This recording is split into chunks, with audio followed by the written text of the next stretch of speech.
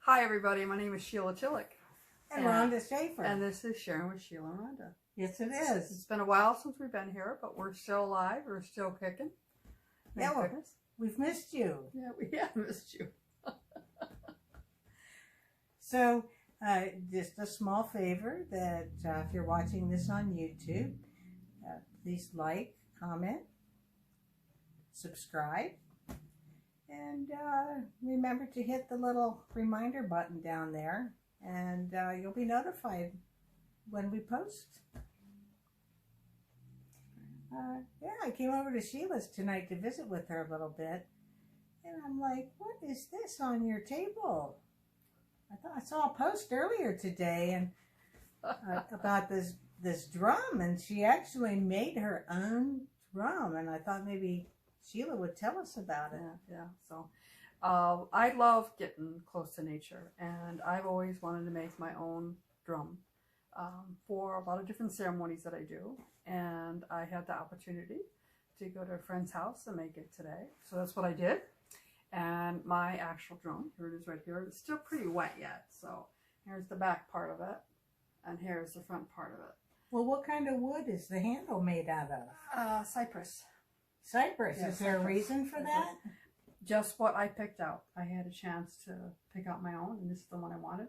And I wanted something nice and comfortable in my hand. Yes. So, but the actual skin is made out of elk.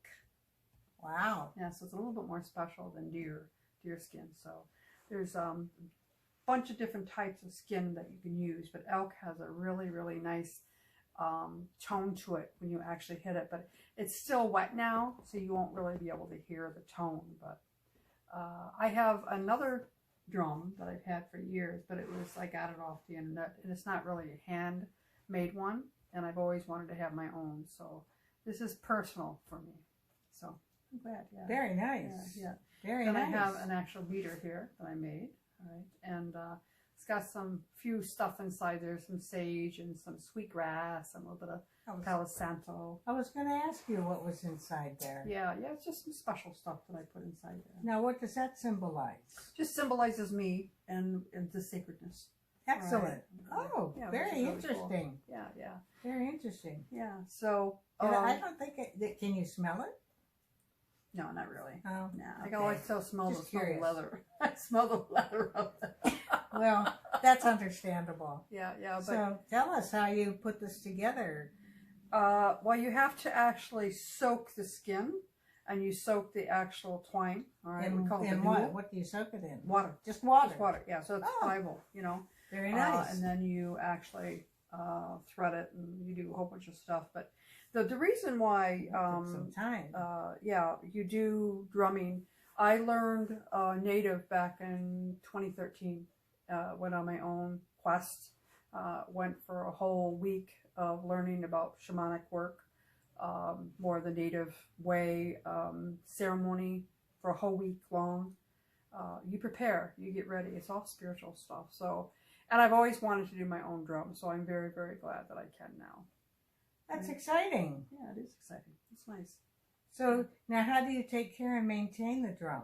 You keep it dry. It needs to be dried, all right? Because when it's not dry, it's not as pliable, but it doesn't have the tone to it, so it will dry out, and then it'll have a nice loud beat to it. Could that tear if you? No. It's okay. thick skin. No. Okay. No. But you don't do anything to it once it's done, except you don't get it wet. All right. So then when it gets wet, it doesn't have, you can't even hardly hear it right now. Well, let's show our viewers a closer look at the back of how much work you put into creating this. All right. So this is, yeah. I'm not done with it. It's just the beginning. So there's a lot of work.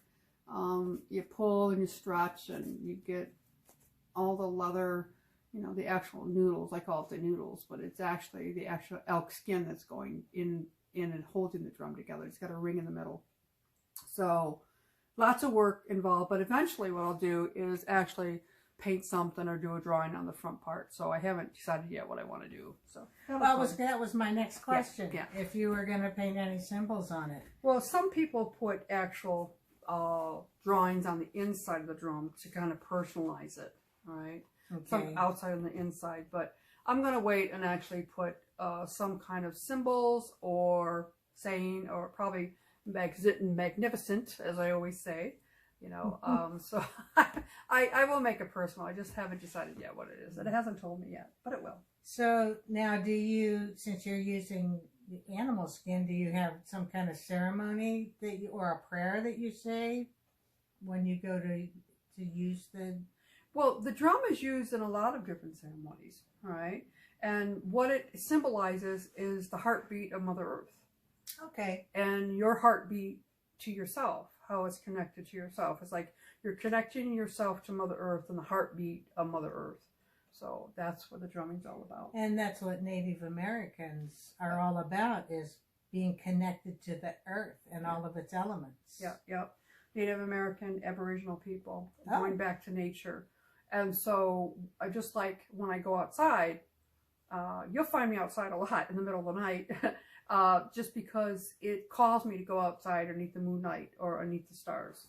And it is... She's not a vampire. No. I just want you to know.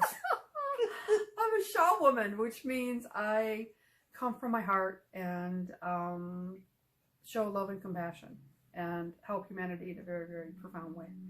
So, I know we always say profound, but I connect with Mother Gaia by the elements, all right? The elements meaning the ground, Mother Earth, all right? And then also the wind, water, and fire. And so a lot of times when we do ceremony, a lot of times you'll have sage, you have some kind of burning, or you'll have a pipe ceremony. The pipe ceremony is for more sacredness. It's where you commune with the others that are in the ceremony, all right, and you give thanks and prayers to Mother Gaia and Father Sky, and connect yourself spiritually to that. You know, when you do sweat lodges, that's a whole nother story. Very sacred ceremony. But with me, what I do is to be able to connect with Mother Gaia every day, is that I like to go outside and connect with the elements, you know, and I absolutely love going outside during a winter storm, but also a rainstorm. I like to be in the middle of a rainstorm. In the winter, yes, and it's very quiet. Yes. There's something, there's a unique quietness about it, I found. Although you guys know I don't like winter. Prefer not to go out into it. But if I'm dressed right, I can enjoy it.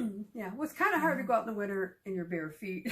I have a friend that in Virginia that she had bare feet all the time, never bothered her in the wintertime. Yeah, well, I don't all the time go outside in the winter with the bare feet, but I do now, you know, and especially when it's wet and the dew, and the dew and the connection with the ground and Mother Earth actually helps with inflammation, believe it or not. I did not know that. Yeah, my elder told me that, and I learned that a long time ago. Oh my gosh. So it kind of helps and takes the inflammation out of your body. So going back to Mother Gaia, the Earth, you know, just cool. It really is cool. Yeah. So I haven't had anything that exciting to talk about this week. Making my own drum. Yeah. And so I hope you all learned something today with Sheila's new drum that she made and the connections of it. Yeah. So with all that said, we're gonna sign off for the evening. We appreciate you visiting and joining us tonight, hearing about the sacredness of the drum. And if you liked what you saw, feel free to make a comment